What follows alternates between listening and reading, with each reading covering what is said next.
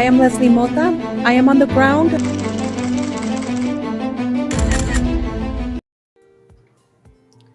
Hello, everyone, and welcome.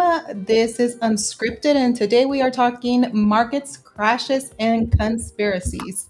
And I have Michael Thompson here with me today, or Michael T. Did I just dox your full name? Oh my God, what's going to happen now? I can't believe that. It's funny because I have actually my real photo, as my PFP, like yourself. But yeah, no, I'm like widely doxxed everywhere, so it's all good. We are good. Okay, good to go. You know, some people think that Mota is not my last name, so that they think I just made it up. I didn't think it was your last name. I don't really believe a whole lot of stuff I see in crypto or Twitter. I think, I mean, for those who probably, are watching here, they can, verify that my photo is my photo. But, I tell some people, how do you know that's my real photo and that I'm just not, taking some other person's photo and putting it up there? Michael, is this really you? Yes, live and living, uh, And in living color. So I yeah, living want color. to, There we go. in living color, I want to give a tiny bit of a bio. If anything is off, please feel free to correct me. So, for the people on the channel that are watching, if you do not know who Michael is, he is a dedicated conservative leader, entrepreneur, and real estate professional. And I will not tell you where he was born, but he draws inspiration from his faith, viewing Jesus Christ as the ultimate example of compassion and integrity. He has built a 30-year career in business, starting in his grandfather's trucking company and later pioneering innovative ventures like purchasing Florida real estate with cryptocurrency and developing real world assets, also known as RWAs. And he is a proud father. He emphasizes family values in his American first approach to politics. Now, let's talk a little bit about your political journey. So, in doing a little bit of research, you are marked by grassroots activism, a Republican leadership. You founded the East Lee County Republican Club in 2019. You served as a state executive board member for the Republican Party of Florida. You chaired the Lee County Republican Executive Committee from 2022 to 2024. And then you also hosted in 2003 the Lincoln Reagan Dinner featuring President Donald Trump as a keynote speaker alongside figures like Congressman Byron Donalds and Lieutenant General Michael Flynn. And then in 2002, you acted as a state director for Florida for American First and focusing on election integrity through poll watching training. You have just a long list, and I do want to ask questions. Okay, so first of all, how was it taking over your grandfather's trucking business, and starting there, and then leading into how you came across crypto, and then how did you even decide to get into like real world assets in real estate? Yeah, that's great questions, man. Are you like an investigative reporter? I mean, there were some things in there that I was like, wow, how did she find that information? Um, yeah, so my grandfather had a trucking business. Ever since I was a small kid, growing up in Palm Beach County. We grew up in Western Palm Beach County, out where it's basically surrounded by nothing but 600,000 acres of farmland. So I kind of grew up, in a very rural area, and there really wasn't a whole lot of opportunities out there, except to get up early in the morning and go to work. So that's kind of like what I did. So I worked with my grandfather's business for a while. He ended up selling it off, to the company that he was independently contracted from. And then NAFTA came, right? Good old NAFTA, the North America Free Trade Agreement. I think that happened in the early 1990s, maybe 1990, 1991, when Bill Clinton came in, and that literally destroyed our whole area of South Florida where we farm. So a lot of folks got laid off, and that was the time I graduated high school. I graduated in '93. So at that time I went into college, studied radiology. Thought that's kind of like where I wanted to be, and I think I had like a couple classes left before I graduated. And I said, I'm out. I don't want to do this no more. My parents were pretty upset, but it wasn't the path that I wanted to go down. So, I kind of just went sideways for a little bit and got into real estate, shortly thereafter. I've been doing real estate for 25 years here in Southwest Florida where I live. And, my sister had always told me, over the past several years, why don't you, because I'm like, real estate, gold, silver guy, so my sister was like, well, why don't you, try getting into Bitcoin and crypto? And I'm like, yeah, I was like, I don't know anything about it. I was like, I don't care to really know anything about it. I'm doing, fairly well. And, it wasn't until a few years back that I had a friend of mine who I know from, politics, I guess you could say, introduced me to crypto from a political angle, and I started thinking, and I was like, damn, we're $30 trillion in debt. We've got career politicians who insider trade, coupled with three snakes. Yeah, you're right. This whole system is, complete bullshit. So I started, looking into crypto as, me taking my own financial freedom, back into my own hands. Went through a divorce, that was pretty tough. I lost a lot of money there. Got into politics in 2019, devoted a lot of my time towards that. So that kind of took me away from my business as well. So I looked at crypto as an opportunity to try and come in here and, shore up my finances, if you will. Boy, was I wrong. Jesus Christ.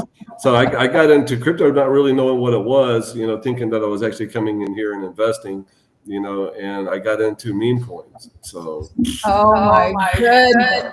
now I was like, Jesus Christ. I was like, I think I'm better off, being back out there amongst the snakes and alligators, than sitting over here. So, I, had a real bad experience in that, lost a ton of money, and then really started figuring it out and, realizing that, it was more, there were other parts to crypto that probably interested me a lot more than meme coins. Look, meme coins are fun. The communities and people that you meet in them are fun. Every coin's going to 1 billion. Okay? Every single one, right? Every freaking single one. And when you hear some of these folks on Spaces talking about, oh yeah, this coin's going to 1 billion. We got a huge community. We're working on so many things on the back end. And when you ask them, well, what are you working on specifically? Well, we got a lot of things going on. And okay, like what? Well, okay, all right. So you don't really have nothing. You're just out here, hoping that your coin goes higher so you can dunk on someone's head. So I quit doing that, and I started, getting into leverage trading and, doing liquidity pools a little bit, and last year I was in Miami about this time actually, and I went to a conference where Joe McCann, who is a crypto hedge fund manager, was speaking, because I was in a project with him that I got in about $1 million market cap, and it went up to 96 million. So that was a good opportunity there. But Joe was speaking over there, and I wanted to meet him in person. So I went over there, and he was speaking at a real estate conference, and it was called Proppy. They do like real estate crypto closings. And I was like, wow. I was like, I'm in real estate, it's crypto, and Joe speaking. And I was like, let's go, right? And, Gary Cardone was there speaking as well.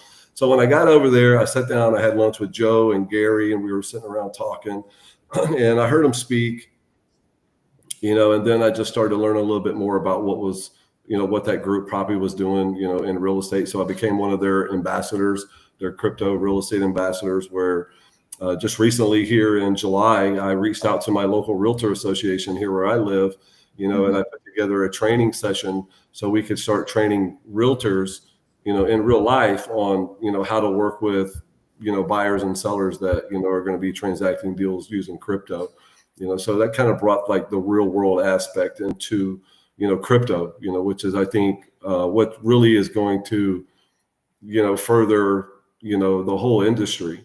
When people come out here and they purchase homes or real estate or investment properties with crypto, kind of like Grant Cardone's been doing.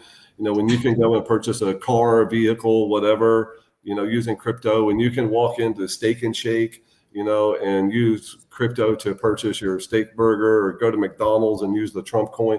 That's the real world utility. I think that, crypto's really been looking for, over the past 12, 13 years. I don't think people are coming into crypto like the masses I'm talking about, not people like me and you. But I don't think like the mass adoption, globally, are coming here to trade meme coins and NFTs. They would have already been here if that was the case. So I think the RWA side of crypto is very bullish. And I know it's kind of just beginning. I work with another group out of Australia that's doing crypto franchises for restaurants. So these are, the more business minded aspects of it versus, the more casino type is kind of like where I fall. Yeah.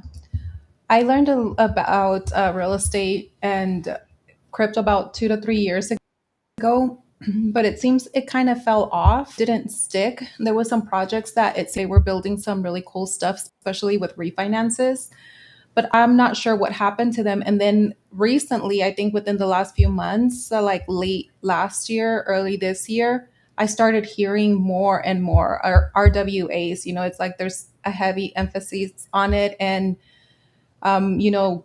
the Cardones are in this space a lot, and they're always talking about real estate, RWAs, and how to profit, make money, and the importance of it, and how that could be the future of it. Why do you think a lot of people are not adapting as fast as we would want them to a lot of Um, stuff? Is it because you think that they don't believe in this stuff, or it's just kind of I not think difficult to comprehend? It's just something that internet money. well, yeah, that, people don't really know about it too much.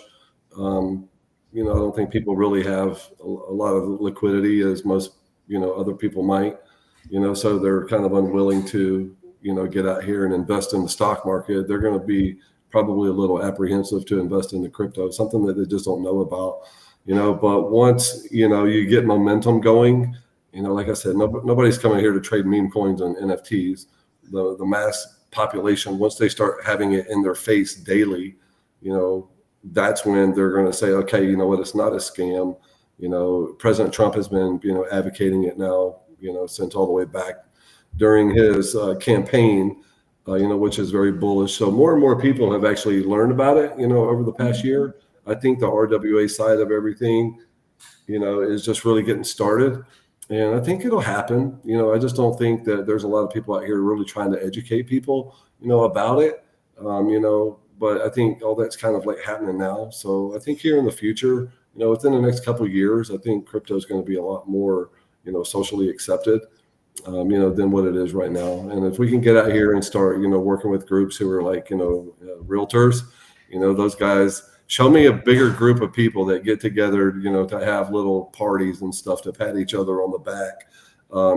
They always like to, oh, well, I know this. Well, I know this. I know this new development. I know this new loan program. So when you can get into, organizations like that and have people advocating it, for you, I think they're going to be talking to a lot of their friends, and it's just going to pick up eventually. Yeah, I think so too. I think one of the difficult things too, I have some friends and family member that are not fully submerged in the crypto space the way we are, and some of them have reached out, especially with the event that happened on Friday, and we call it the biggest crypto crash in history that we've had thus far. I think that also creates some skepticism, and it freaks people out coming into this space. And I have some theories around those events and what's happening, because there was one point where it's like, okay, we're moving into crypto, it's decentralized. A lot of these institutions, politicians, government haven't really adapted to Bitcoin, crypto, and all of a sudden they haven't. I remember when I first entered this space, Michael, where it was like, people were trying to do TA on Bitcoin and Ethereum and these coins, and you really couldn't, right? Because it was a supply that was based on user need or not, whatnot. and we thought that it couldn't be manipulated. But now it's like certain events have happened, right? We had the 2008 crash, the financial mortgage crash that happened. And then we had COVID happen in 2022. And then we saw how institutions kind of started adapting right after that. And now it's like what we're seeing now, a lot of even the president, his family members dropping meme coins and stuff like that. I'm seeing a trend this year, and I think that the market can be manipulated and is being manipulated. Am I wrong to say that? No, not at all. Anything can be manipulated. Just look at the data, the numbers that, the government puts out, when it comes to unemployment and, a lot of other things. Anytime you have a large amount of money, whether it be the stock market or even in real estate, real estate can be manipulated through crooked appraisals, shady loan programs, to create a false market where there's not really one. That's no different from crypto. Anytime you have Wall Street basically coming into crypto, which is kind of like where we're at now, through the ETFs and everything like that, these guys are sharks. These guys are sharks. They only care about money. The old saying, some of the most some of the most poorest people I know, all they have is money, right? That's what these guys care about. They don't care about, communities. They don't care about, cool art. They don't care about any of that stuff. They just care about making money, So when you've got retail, which is, I guess you could say I'm retail, you're Yeah, retail, you we're know, yeah, I mean, if you're not a market maker, you're retail. I mean, people can say what they want, but those guys actually dictate the market. Yeah. So what happened Friday was wild. It was a huge pullback, but look what happened in 2017. In 2017 in the crypto market, there was a huge pullback as well. I think there's just a lot more focus on a lot more people and a lot more focus on it right now because we have set some all-time highs in Bitcoin and Ethereum, so people are wanting, to see the God candle, that's kind of like what they've seen in, past market cycles, but you have to understand at the end of the day, this market cycle is not like any other market cycle that has ever been here. I've been in crypto for like 3 years now, so I wasn't here in 20, I got here right after 2021. So maybe 4 years. So I wasn't here in 2017, 2013, when everything really got started. But you didn't have Wall Street in those markets. So this cycle here looks a whole lot different, and it's a Mhm. hell of a lot more manipulated, in my opinion. Oh, I completely agree. It's like, and for the people that are watching and that don't know, we do have audiences everywhere. Friday, for the people that are in crypto, it's like I'm fully submerged in crypto. We saw one of the largest liquidation events that we've seen in crypto thus far. And it was a total of what, 19.5 billion in liquidation and about 16.7 billion of long liquidations that happened that day. But what I found interesting is that whale wallet that everybody was talking about that entered that position 30 minutes prior to President talking about the China tariffs. And then, it kind of went downhill from there. It was like a mudslide that happened thereafter. Yeah. So to me, I did research and I was like, okay, wait, this hasn't been the first event that he talks about tariffs, and it feels like crypto tanks or the crypto market. So I went and did a little bit of research, Michael, because I'm like, there's no way, shape, or form that nobody has paid attention that this is a pattern. It's like I was talking about it yesterday and I've been talking about it, and some people are like, no, it has nothing to do with the tariffs. It has everything to do with people just entering into long positions, etc. But January we had that's when the tariff threats began, and that time we saw 1.6%, negative 1.6% of the crypto market tanking, and then in February when he was speaking about Mexico and Canada tariff, we saw a dip. Canada Mexico tariffs again March 4th. We saw that one was a higher dip, and then during Liberation Day, the reciprocal tariffs that was in April. That one was one of the highest, and then we had a pullback a few days after that. I'm looking at my notes, and then of course 100% in October 10th, which was it? Was that Thursday or Friday? Is the 11th? Okay, so we saw a dip, and then crypto crashed on the 11th. So one of the things that I noticed is that anytime that he mentioned anything, there was what that fear that enters into a lot of investors, or maybe we were not spotting the whale wallets that go and enter those shorts. But one of the things that I do want to say is that March 4th, and I only wrote a few, so I wouldn't take forever. March 4th, after the Canada and Mexico tariff, the impact was negative 4.2%. And then within 18 days, there was an accumulation of 2.1 billion back into. And this is by institutions, and who else, whatever other wallets, we don't know. April 2nd, Michael, we saw a negative 7.3%, after the tariff. And then within 7 days, we saw 4.2 billion in accumulation. Seventh, the tariff pullback, we also saw a negative 8.5% impact. And then we saw a 3.8 billion in accumulation. We don't have the data yet for October 10th, but this is the highest one. We do have the impact that it cost was a 12.4% negative impact. So I'm still waiting to see the numbers come in for the accumulation. So, I mean, if you're putting those numbers together, then that clearly is market manipulation, would say, or am I like off my rockers? Yeah, no, it's absolutely manipulation. I don't think you're going to see, the numbers for what happened, on the end of last week, for a while now, because a lot of the books, have basically just been destroyed.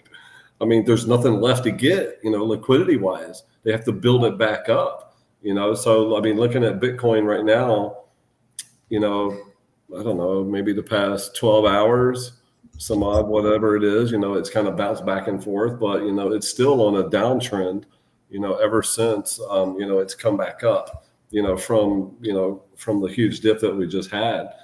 I don't think many people, were fortunate enough, to buy the extreme dip, but they're, trying to, get positions in here now, and they're building up, a lot of liquidity, at higher levels than where we're at right now, so, people are like, okay, cool. I got a good price. I'm going to be here for a long time. I'm going to go ahead and, get some positions, but, I think they brought it back up, and, they're bringing it back down, a little bit more now because, people were shorting it. So it's putting a lot of liquidity up there at the top, and eventually they're going to, hit the button and they're going to go get it, so it's total market manipulation, but this is what, finances is all about. It's a blood sport, it's kind of like politics. You just got to make smart decisions, and you can't go all in on, one bag. Leverage trading, besides meme coins, I mean, leverage trading is probably the most risky investment that you can do. So for those of you who don't know how to do it, study it, research it, watch the market, get into some, accounts that you'd not really trade in real money, get in here and, try and figure it out. But, you're not going to go out here and play a game of basketball for, $10,000 if you don't know the difference between a 2-pointer and a 3-pointer, so, take it upon yourself. No one's here to save you. I can promise you that much. Absolutely. So, Michael, do you think that we've seen the bottom, or do you think we might see maybe another dip? And especially because, November 1st is right around the corner. Yeah. And No, yeah, no, I don't think we've seen the bottom yet. I think we probably saw the bottom, but we've come back up. I think we're going to go down still. Are we going to get underneath, 100,000, at some point? Yeah. But when is, I guess the $1 billion question.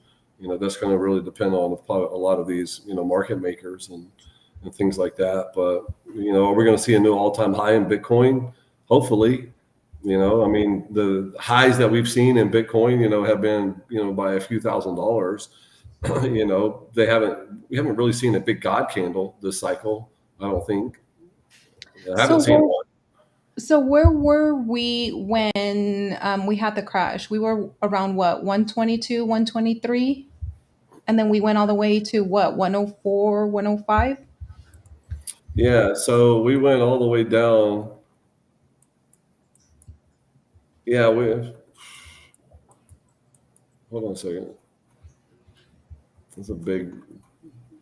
Yeah, no. So we went down to about one.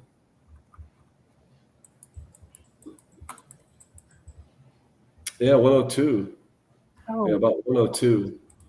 So I've always heard, Bitcoin likes to fill its wicks.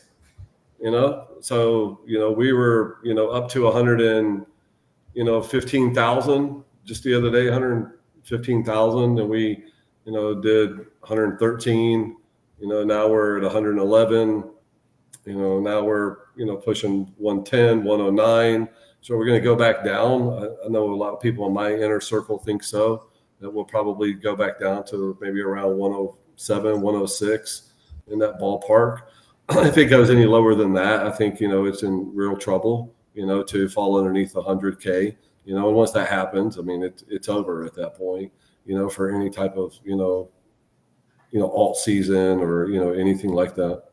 do you think if that happens, okay, because one of the things that we have been seeing for the last couple of years is the tremendous amount of accumulation by big institutions, and one of them is BlackRock. And I have my theories about BlackRock, and then other, institutions, government entities that have been accumulating. And sometimes, we don't even know what their book looks like. We only know what we know. We don't know what we don't know.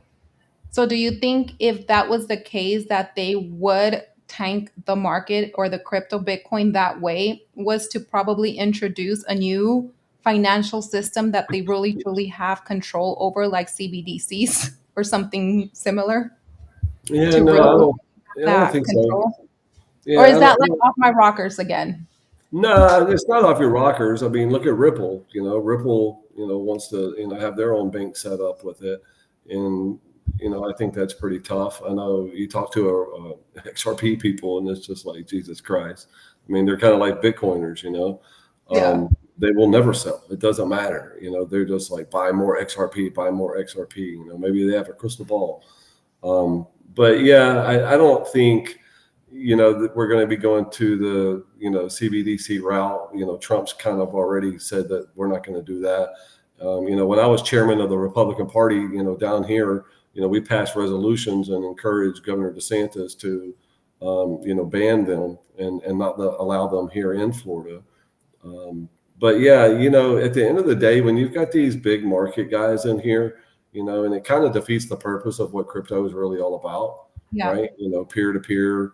It was never about, central finance and traditional finance, but, they're here, so we have to, figure out ways to, counteract, a lot of the rules and regulations, that these guys are putting forth on people.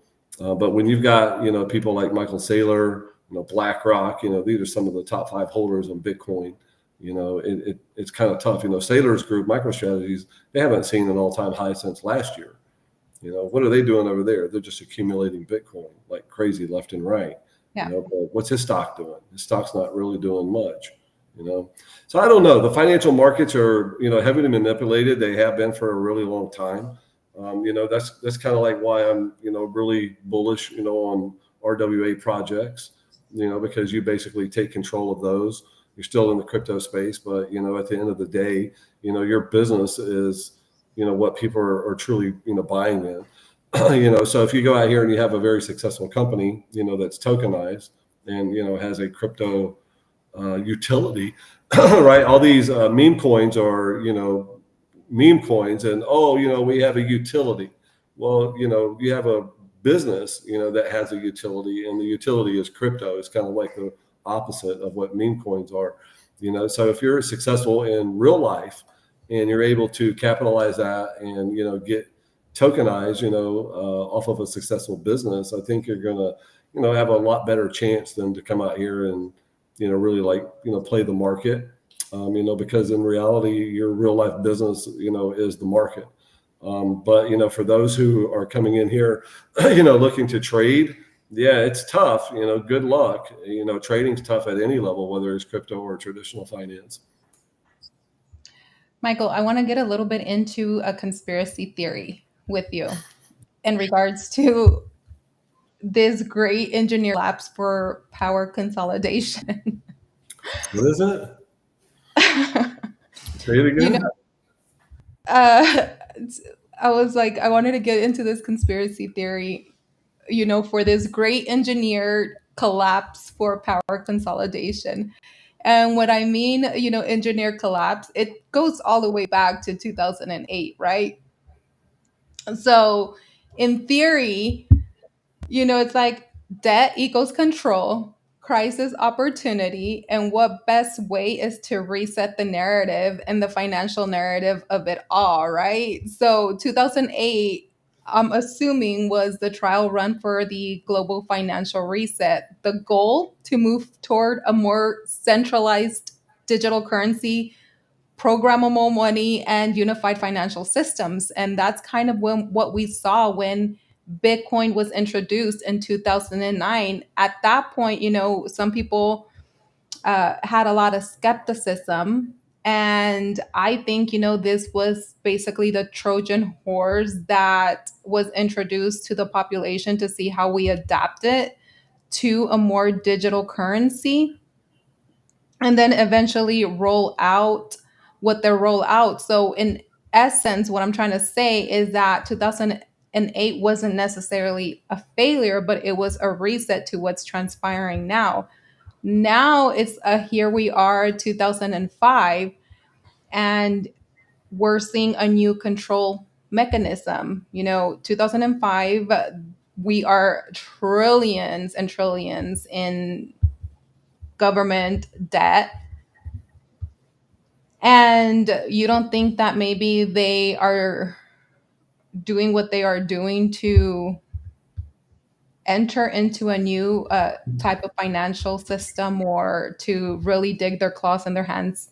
The way that it's like we're not seeing the clear picture, but we kind of are, person, in a sense. Like 2008, a lot of banks needed bailout, and people who pay their debt or bail them out, now they own that debt, and of course they're the ones that are in power now. But we also saw the introduction of Bitcoin. Now with this crypto crash, we can say that is something very similar but not very similar. The biggest crash in crypto. Do you think that that's a way that maybe eventually, or a year later, a few months later, they're going to introduce something? Have you heard of Project Agora, with all these banking institutions, trying to put something together and build something together? Yeah. Well, there is a global, cabal when it comes to the Mhm. finances.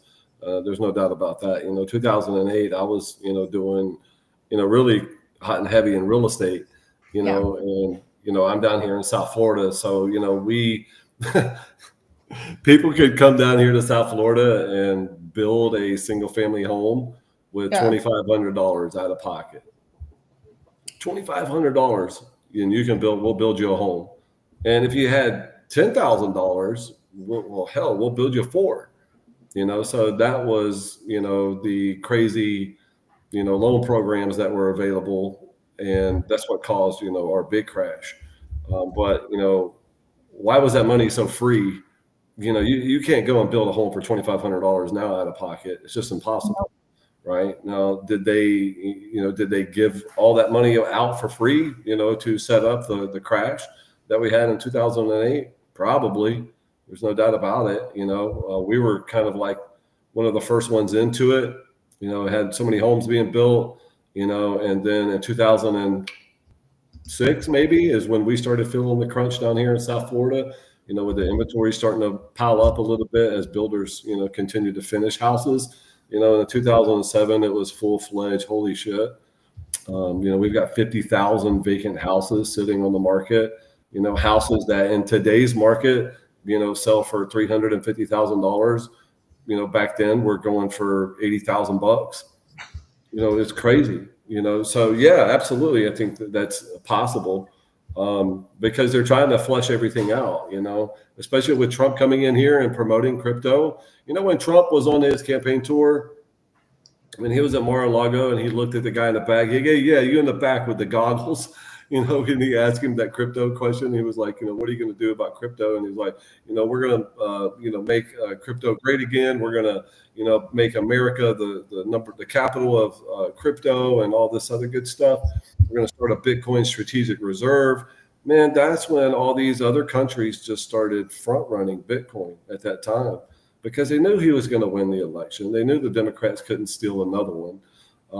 It was just too blatant the first time, but it was just so rigged that nobody wanted to truly do anything about it because the cabal is so tight.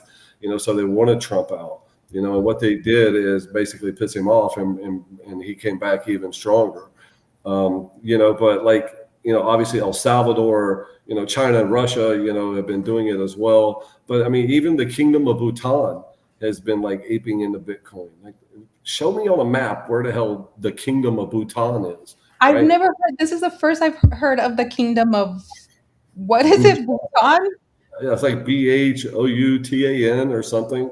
I don't know. But it's a Never different heard of global them. mindset now, right? And they're not going to let President Trump, advocate for crypto because they don't have control over it. So with the Swift banking and everything else that's going on out here, there's always going to be a struggle, for power and money, Do you political think? power and global, control of the currency.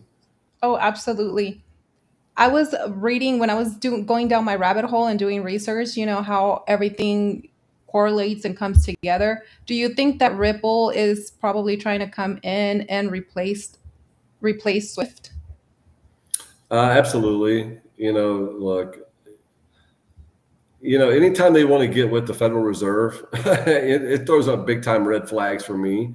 I mean, those guys basically have controlled, the monetary policy here in the United States since 1913. The joke on Jekyll Island, where basically, it was passed, I think, in the Christmas, break of 2013. That we got off the gold standard and gave control of our monetary policy over to a bunch of private bankers. And Ripple is, trying to position themselves, in a favorable light, with that. I don't agree with it. I don't agree with, central banks and digital, currencies. You saw what they did to the truckers up in Canada. I mean, they were like, okay, well, you took all of our, financial money away from us where we can't go, to use credit cards. We have crypto. Okay, well, yeah, look what happened to that. They shut that down as well. They said you're not allowed to access this. We're going to take control over it. It's just an easy way, anytime you get a tyrannical government, like they have in Canada, coupled with, some people here in the United States in politics. And, there's losers in politics on both the Republican side and the Democratic side, more so the Democratic side. But trust me, there's a uniparty. And it's not only a uniparty here in the United States, there's a uniparty across the globe, for financial control. So Ripple getting involved with all that stuff, I think they've got their own, motivations, what they are, long term. I don't know, but I know that they want to be a part of the conversation. And anytime you get a group of people that want to, support that type of trash, I'm out. I don't own XRP. I will never buy XRP. It's just me personally. Okay, so can I ask, because there's a lot of, mixed emotions and it's either hot or cold with XRP. Why do people dislike XRP that much? Or why wouldn't you get into XRP? Well, just for that, the guys over there, had First off, they don't support the president. That's public knowledge. Now, I'm talking about the leaders of Ripple. They donated to Democrats. Okay. So, Oh, honestly, that tells me right off the bat, I don't really want to even get involved with an organization like that. The XRP coin, there's a lot of awesome people in that community. I've owned it in the past. It's just never done anything. When I go on to Twitter or Facebook or any type of social media, and XRP sitting, at $2.50 or $3, and you see people bull posting like, oh, what do you think is going to come first? 10,000 or the Christmas of 2025, and I'm like, bro, why don't you shoot for $10? Instead of this 10,000 crap. It's kind of like, hey, we're working on something on the back end, but we can't really tell you what it's about. I don't really focus a whole lot of my time and effort on those types of projects. I think it's big, what Ripple's trying to accomplish and get a bank, but tied it in with crypto. I don't know. I'm not for that. It's just too much control, in my opinion, especially when you're tied up with people along the Federal Reserve. no, absolutely. So I do want to ask you a hypothetical question. So, if hypothetically speaking, in the future, Ripple did end up replacing Swift, do you think there was a possibility for that to take off just for that reason alone, or not really? Probably, but at the end of the day, they're fighting an uphill battle. I mean, they're trying to Yeah. basically set the stage, of what the future looks like. And it's the Swift banking system is not going to be it. Ripple is not going to be it. God bless them. Crypto's the way. It's decentralized finance, in my opinion. I think people are tired of the bullshit that, they get constantly. I mean, look at all of the people over in Nigeria. Look at people in South America. I mean, these people they don't even use their own currencies anymore because they're such Mm-mm. trash. Look at the U.S. dollar. If we ever lost, the world currency for the U.S. dollar, I mean, our system right now is garbage. But you only see garbage on steroids, and that's what it will look like. China wants to make the yen, the world currency. It's a struggle right now, but Yeah. I'm going to sit back and I'm just going to, kind of focus on the things that I know that are fact, that as long as we got President Trump up in office, right, that he's going to be advocating, for the American dollar, and he's going to be advocating for crypto. I wish, we could. So, I do want to say this though, if, a president launching a meme coin, okay, that's funny. But at the same time, you really got to take a step back and look at it from 10,000 feet in the air. He's the president of the United States. His family, is in this industry, heavily, and he's up here, trying to promote legislation for this. It's kind of like a, gray area for me. If this was Joe Biden, or Obama, and their families were, heavy into this, and he was up here trying to set all that stuff, I kind of call balls and strikes. I don't Yeah. think that, he should be, as involved in the day-to-day type stuff. And he probably is not, but it just looks bad, from afar. But, I think at the end of the day, the Swift banking system's a joke. XRP, whatever, Ripple, they want to become a bank. I think those guys are going down the wrong path, and I guess the future will, dictate that.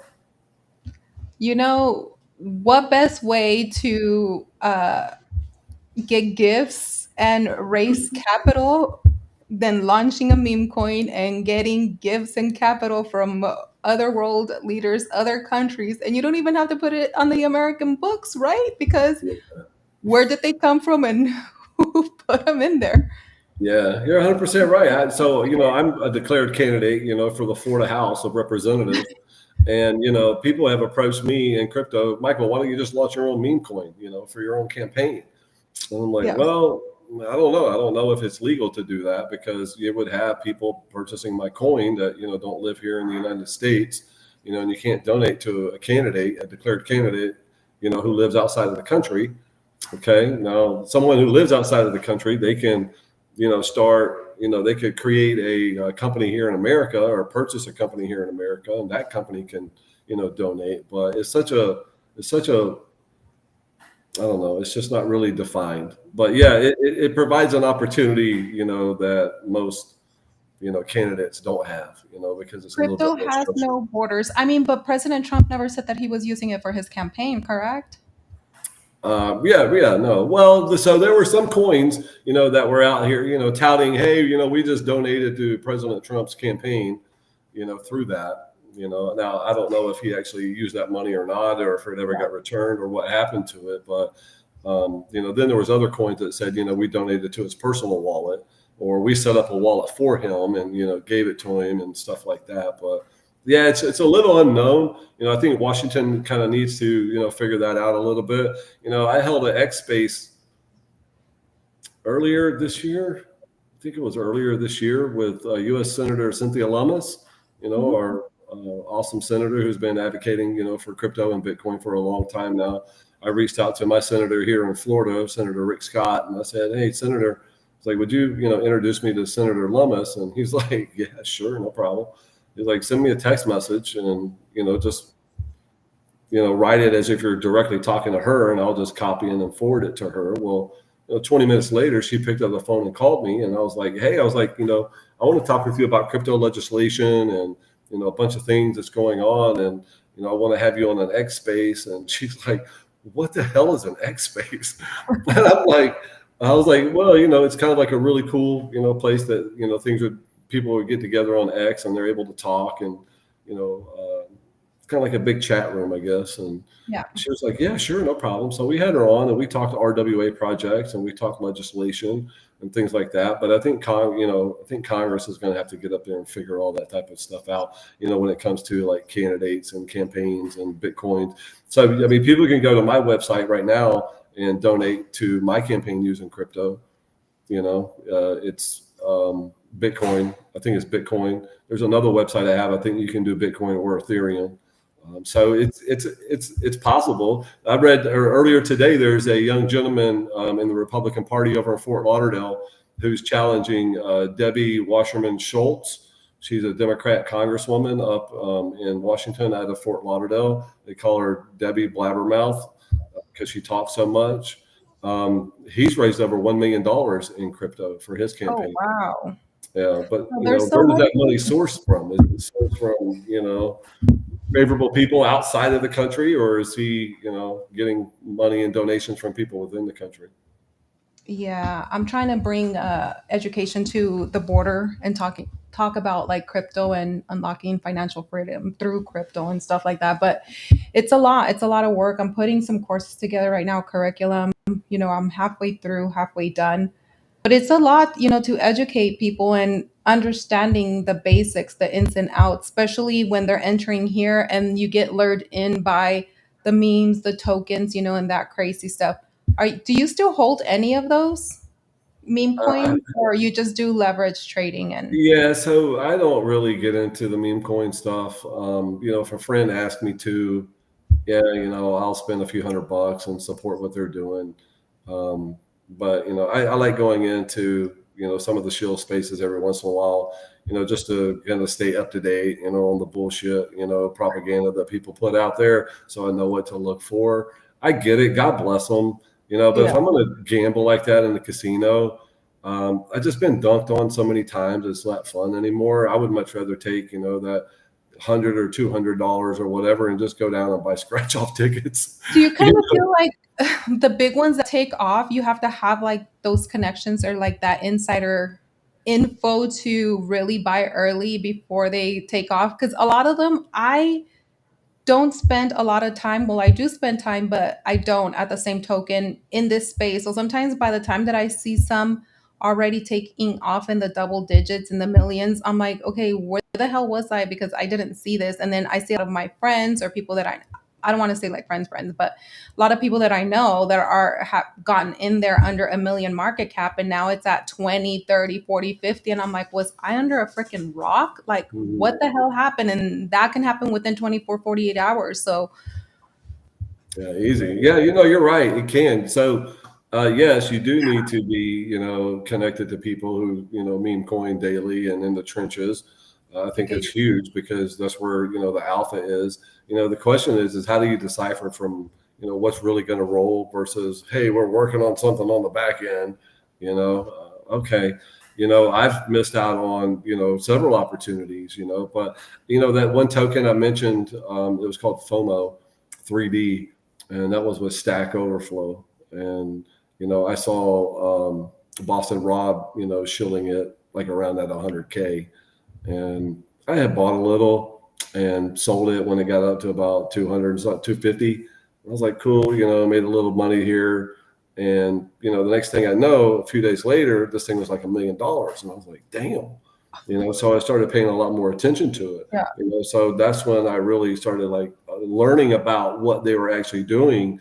And it wasn't, revolved around a cat or a dog or a frog. It was actually like real utility.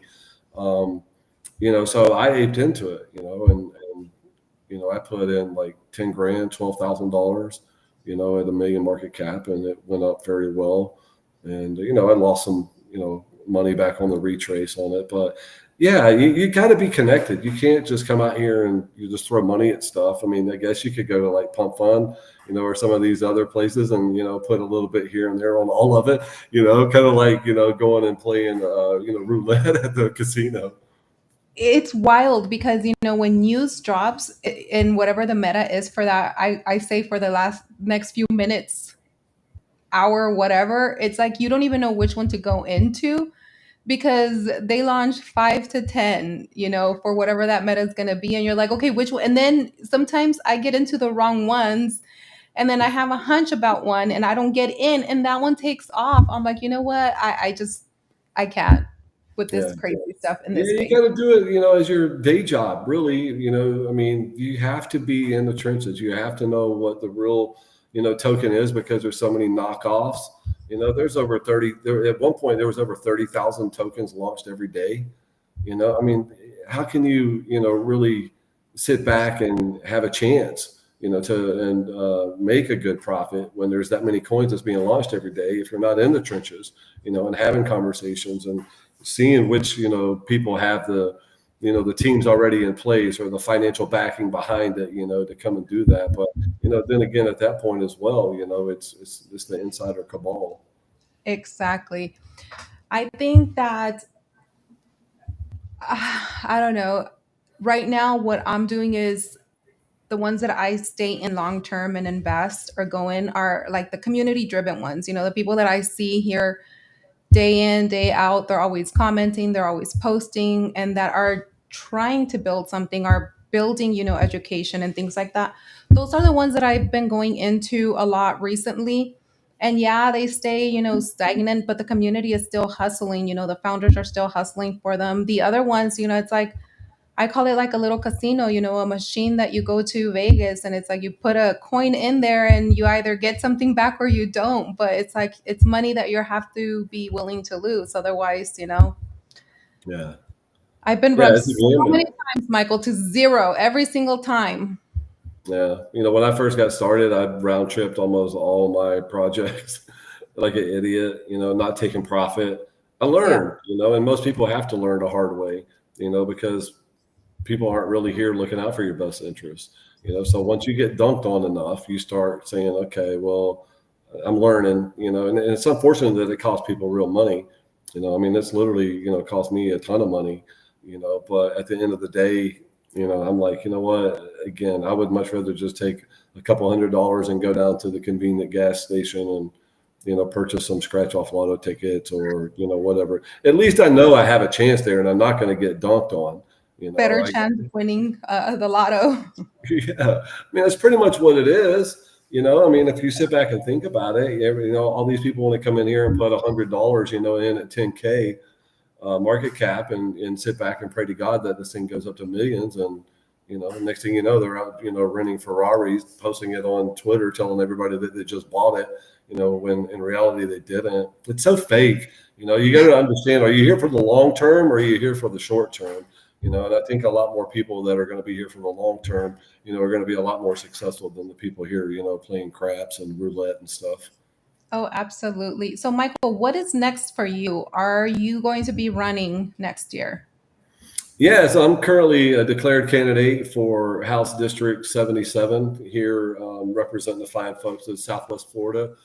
and Bitcoin and Ethereum and crypto, all of it, on my platform. Florida did not pass a Bitcoin strategic reserve this past session. Hopefully, they'll figure it out and pass it this time. So I was talking with a couple of our state senators earlier this year, and unfortunately, politics got in the way. They one of them wanted to have their name on it, the other one wanted to have their name on it. They wouldn't work together. So the guy who actually, got the bill all the way up for a vote, the other guy, rallied support to kill it just because it didn't have his name on it. But we're going to put a heavy focus on crypto legislation here in Florida. We're going to offer a lot of incentives. If I can get others in the Florida legislature to work with me, to make Florida, the crypto capital of the world, specifically Miami. We've got a lot of crypto hedge fund managers moving into Brickell and South Miami and downtown Miami. We have the president of the United States who lives here. He's a Floridian. We have Congressman Byron Donalds, who is running for governor, endorsed by President Trump. Byron's a good friend of mine. He comes from the financial, services industry. He's pro crypto as well. I know the CFO here in Florida. His name is Blaze Ingoglia. Blaze is a big time crypto guy as well. I actually spoke with him just a few days ago, and we were talking about, what we can do, for the state of Florida and the pensions and everything that we have lined up and how to invest some of that into crypto, as other states have already started doing that. Yeah. So we're going to be, coming out here supporting America First policy, the America First agenda. And, we're going to be, incorporating, crypto into that as well. That is freaking awesome. Will you be in Miami during Art Basel? Maybe. So I went to BitBasel last year. I think it was in December. We had a big Mhm. meeting down there. I actually had a big dinner with Joe McCann and Roger Stone and, a bunch of other people. We had dinner on South Beach with each other. It was really cool. I'm going to be over at the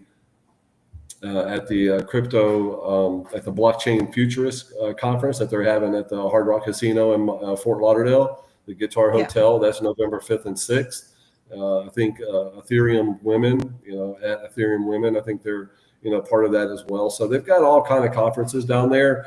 The director of digital assets for the county, Miami-Dade County, is going to be there speaking. Him and I have already been in each other's DMs talking about. He's also running for mayor.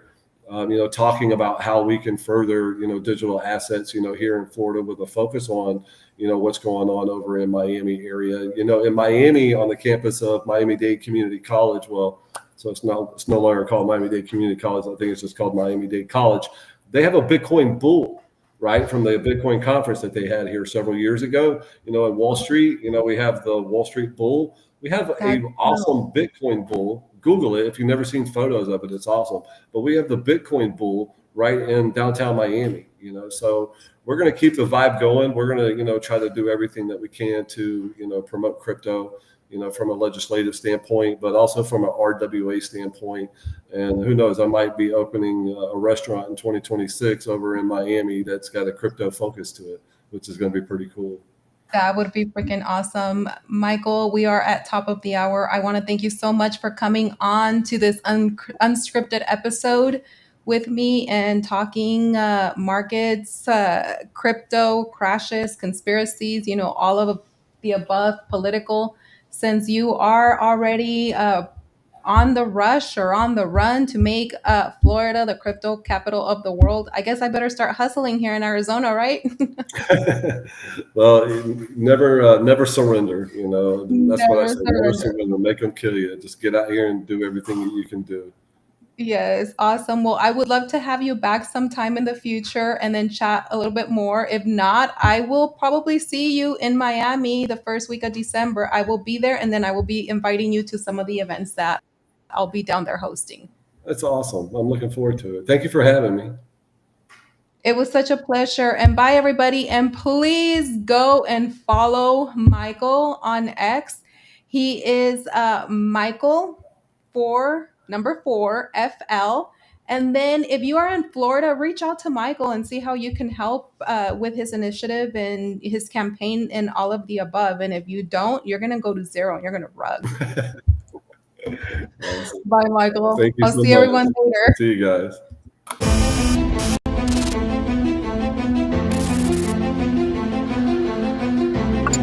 I am Leslie Mota.